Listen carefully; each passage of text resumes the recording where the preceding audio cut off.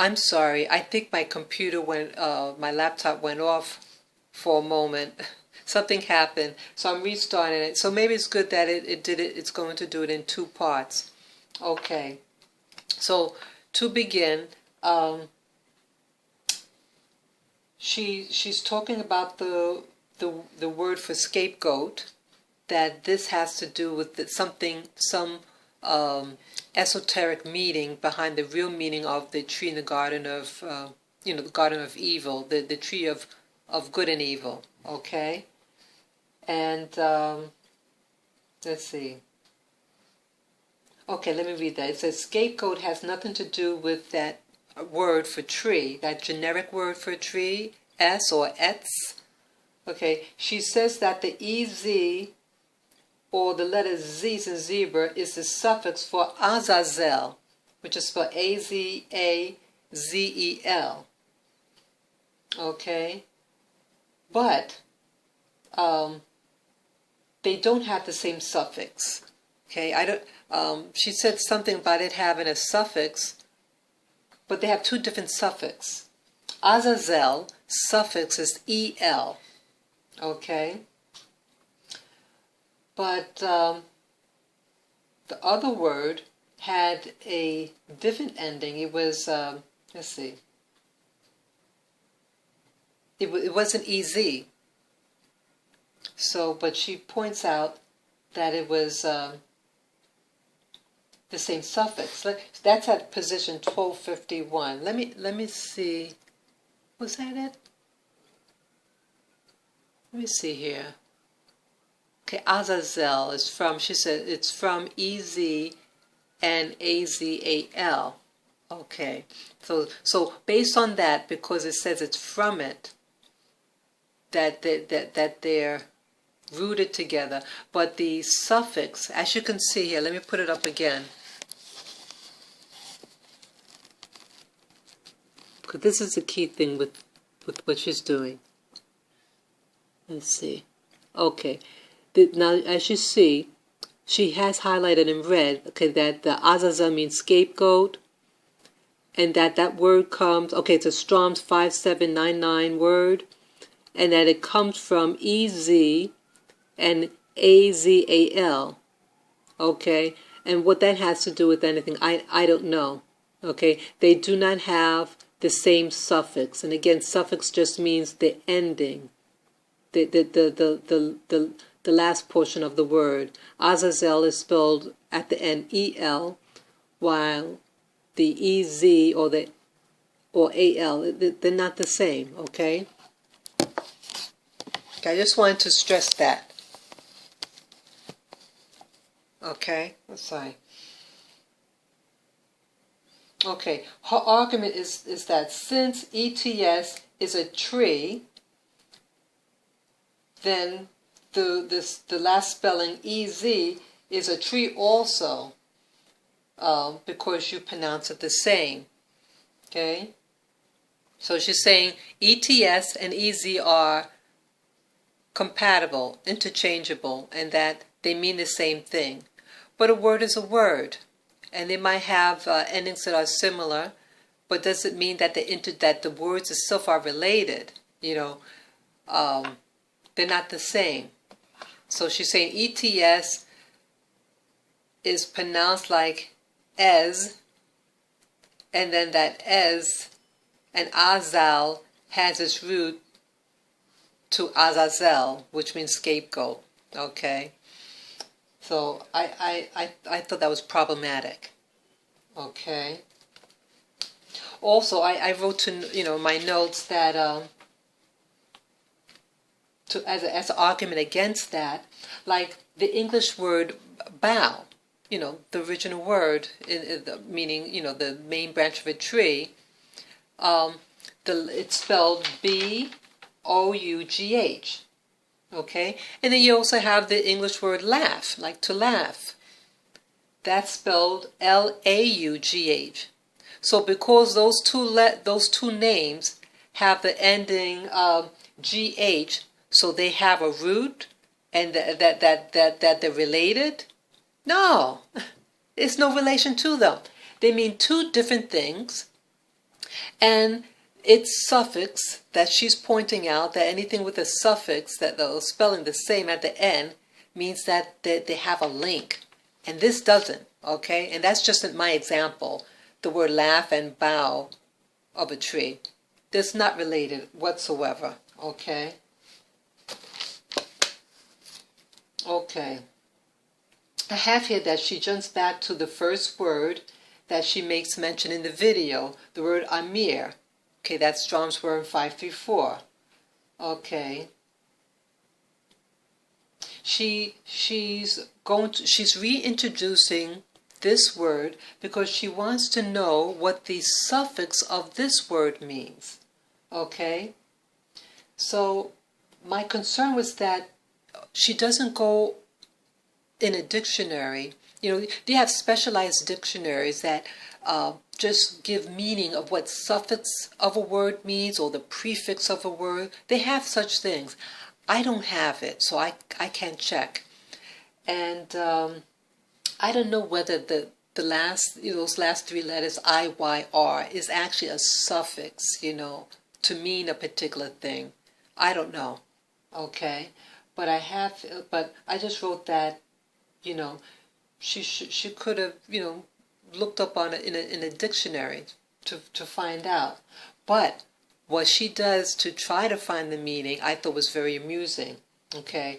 And this is at position 17 minutes and 30 seconds. Let me see if I can get that to the point. 17. Okay, let me start here. I started a little bit before. Another one was a serpent. Now, they tell you guys it was a serpent. However, that's the esoteric, right? That's the hidden. Let me go back a little bit more. Word that corresponds to Ur. Oh, yeah, this part. This was, I thought, very cool. Or their symbolism of the serpent in the tree. They don't tell you exactly what the serpent in the tree actually means. So a little forward. They keep that meanings or some of the Shemitic words for tree. There it goes. And then we're going to look at the other information. A little bit behind. So. And right about the beginning of the video, okay. Well, not the beginning, towards the middle, yeah. We were looking at some of the meanings or some of the Shemitic words for tree. Mm-hmm. And the first word that we saw was Amir. And I suggested that you remember that suffix IYR because it's also a root. And this is the reason I wanted you to remember that suffix. Because when you see what that root word actually means, let's take a look and let's find out what ear, IYR, what means. She does. I got to put the camera up. You're going to see what she's going to do. So again, we're going to go to Alexis and we're going to type in the word angel this time. And you see right here. Now, why did she type in the word angel? The word is ear, IYR.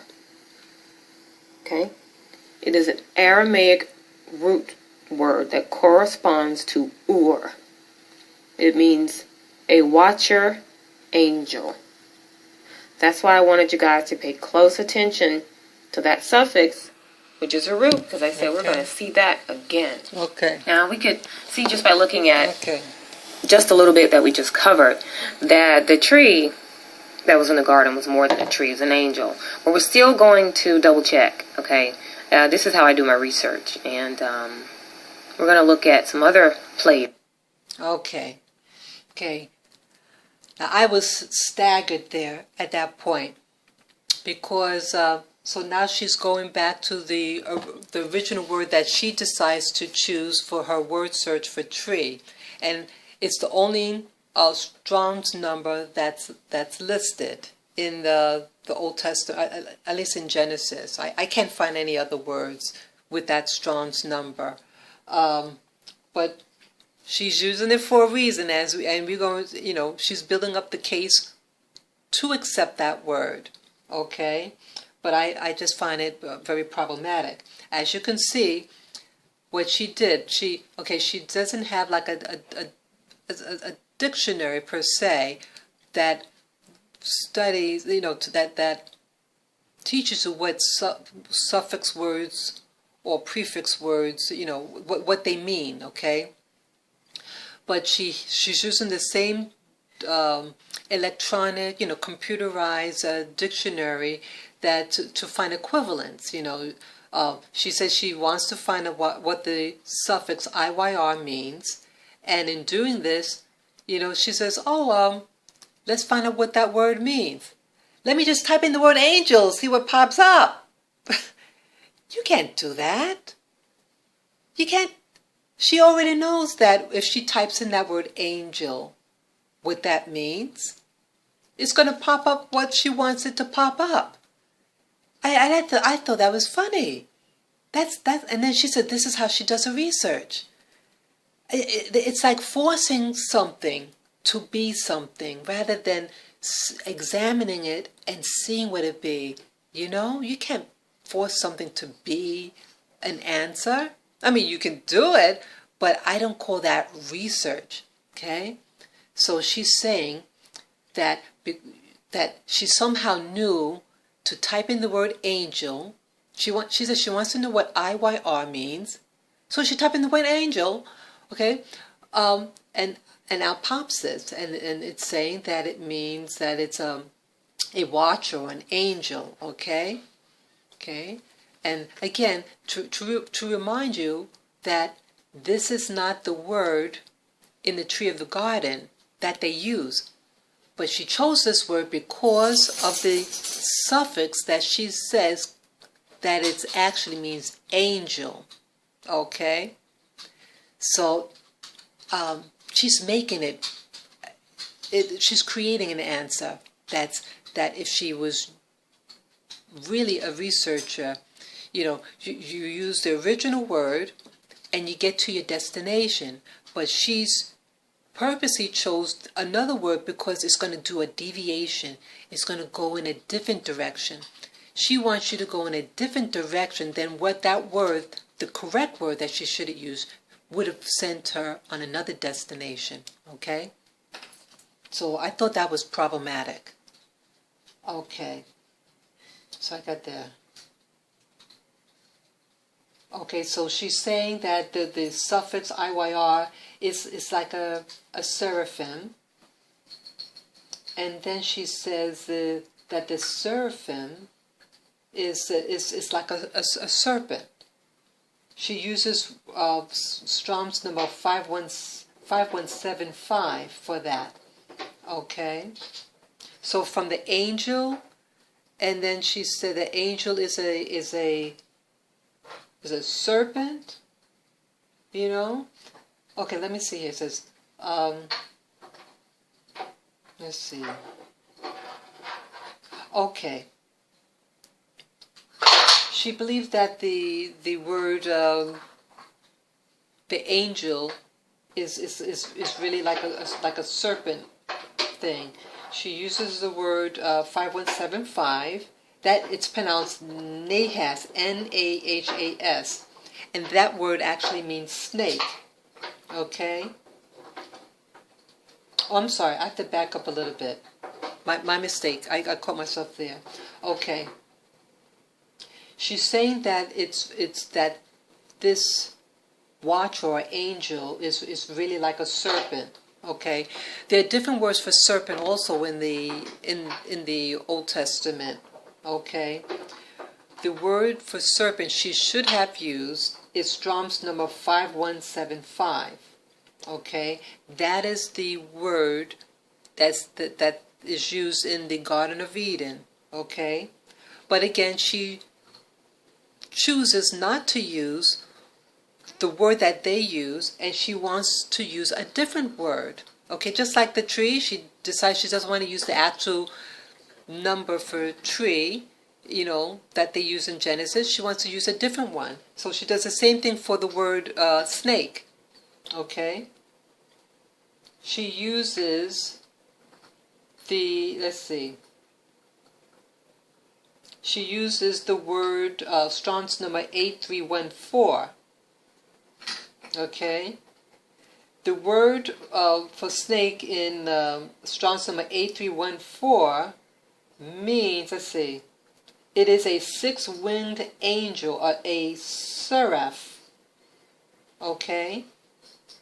Please note this, that the word that they use in Genesis at the Garden of Eden, this this was very interesting, and I was surprised that she doesn't use this word, the actual word, because it would have been more compelling for her argument. It would have really strengthened her argument very well, okay? But she chose to not use it, and I'm just really shocked she didn't. Okay, if she used the actual word for that was in the Garden of Eden, Nahas, okay, this means a snake, and that it's from its hiss. You know, snakes make like that funny sound, you know? And that word has a root word. Okay, the root word for the 5175 is the number 5172. Okay, that's where it gets its root from that one, 5172. And that means to hiss, and also means to whisper a magic spell, and also like a cantation, okay? So I thought, wow, that would have been interesting. See, that's putting a personality and a body to her argument, you know? Because she should have used the root, you know, the actual word, and that the root of that other word would have strengthened it, okay? But she chooses a word that really is a word for an angel, a six-winged angel. So again, the word Amir, which is the original word for the bough of a tree, was the suffix IYR, and that word, that suffix, is a word for an angel, according to her, when she typed in the word angel to find out what Iwara means, okay?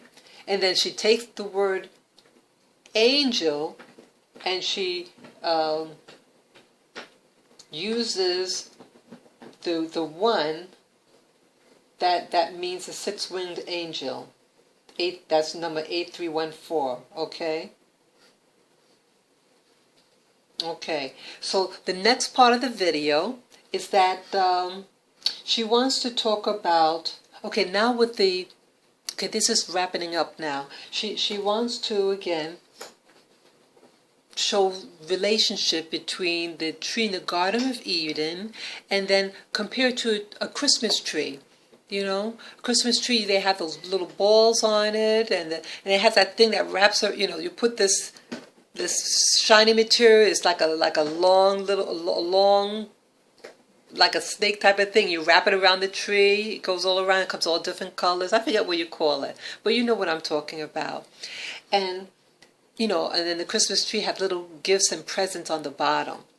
Well, at this part of the video, at position the 26 minutes and 21 seconds, she's going to now link the two together by a word. And again, she's going to distort this other word. She's going to use the word gift. Okay, you know, in Christmas you get presents or gifts and you leave them on the bottom of the Christmas tree. Where she says that those things on the bottom, gifts, mean something. Okay, let me bring it to that point. Okay, 26. In the German language, the word gift means poison. Did you hear that? Now, in our prophecies many times, you heard that? they refer to those angels, the seraph class, as serpents. And we know the bite of a serpent, you know, depending on which one, especially like vipers. Okay, so you see that? It's poisonous. I hope you can see that. So this tree right here, the tree symbolically represents the genetic corruption of humans by poisoning their DNA with angel DNA. Now, this is the problem. Those Gentiles who brought us here, they were supposed to mix with us. Okay, I have to stop at that point. So I hope I didn't distract you too much when I was moving the camera back and forth. But that part, I wanted you to hear that part. Okay? She looks up the word gift. as she said, German word gift, and that it means poison. So she's saying the Christmas tree on the bottom, and then that is a seraphim, and it's like the snake, and it's all poisonous, and that is corrupting our DNA. Okay, now my problem with that is that if you look up the word, okay, the word gift, okay, we have the word gift. It's an English word, and it means like synonymous with presents, okay? But she used an actual German word, modern day German word, gift, does mean poison, okay? And she is correct when she says that English is a Germanic language. That is correct. However, the word gift, that like she's referring to little presents, as you can see on the video now, she's having a Christmas tree, okay? You have it has like a star, something to put a little star on top, and that red thing that wraps around in the little balls, and then the little presents on the bottom, okay? She's saying that's a snake, and that the poison is on the bottom, okay? I mean, it sounds good, but she's distorting what it's really meaning, okay? Okay, even though English is a Germanic language, when you look up the word gift in a regular dictionary, it says that it's an old Norse word. Norse is spelled N-O-R-S-E. Norse is Norwegian, and this is Old Norwegian, okay? And it's not modern, it's not a German word, it's a Norse word. But she uses for her research a German word because she says English is a Germanic language. But if she did her research correctly, she would have saw that it's a Norse word, okay, and an old word, okay. So, but if you take the word gift, okay, now I don't have a dictionary per se, but I have something on my iPhone, and it's a translator. You can take the word, like, I first checked the word, the Norwegian word, see what is the translation of that word, okay? There is a Norwegian word, gift, G-I-F-T, and you know what it means in Norwegian, modern Norwegian? It means marriage, like a husband and wife, marriage. I said, wow, it doesn't mean poison, okay?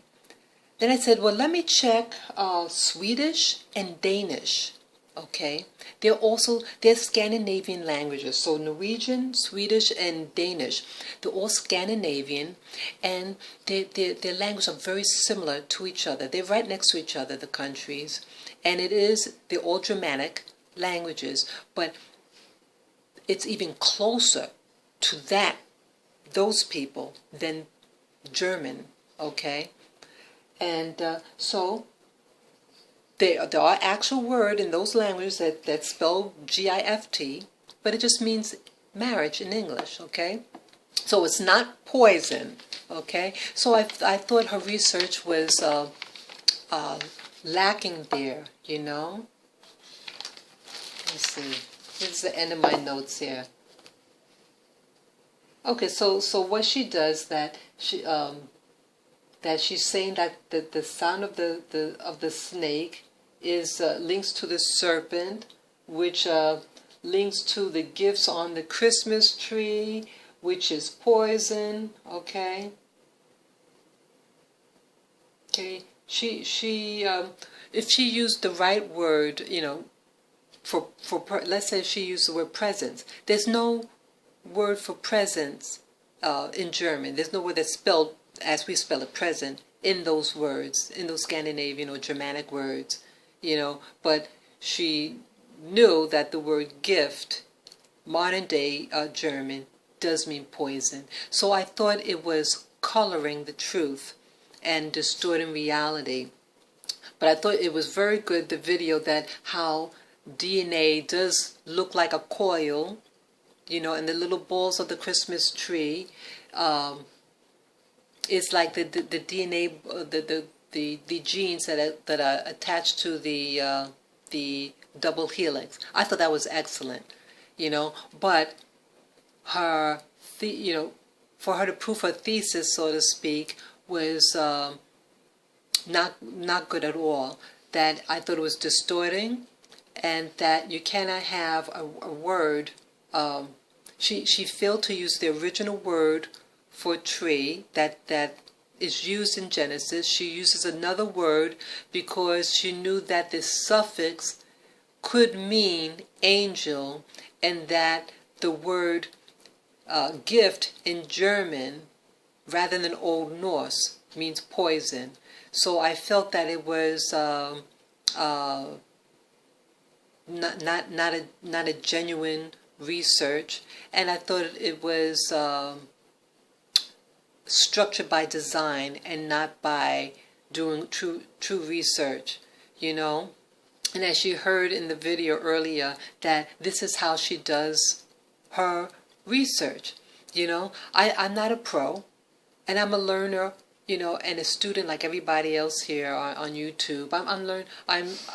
I want to learn more about spiritual things and to come to understanding, because we all can see there's things going on in this world that doesn't make sense, and that's what I'm interested in finding out, and that's why I even bother to watch her videos. Her videos are very interesting, but I am a little disappointed at what I'm seeing with this video. This is the first time I ever dissected her videos.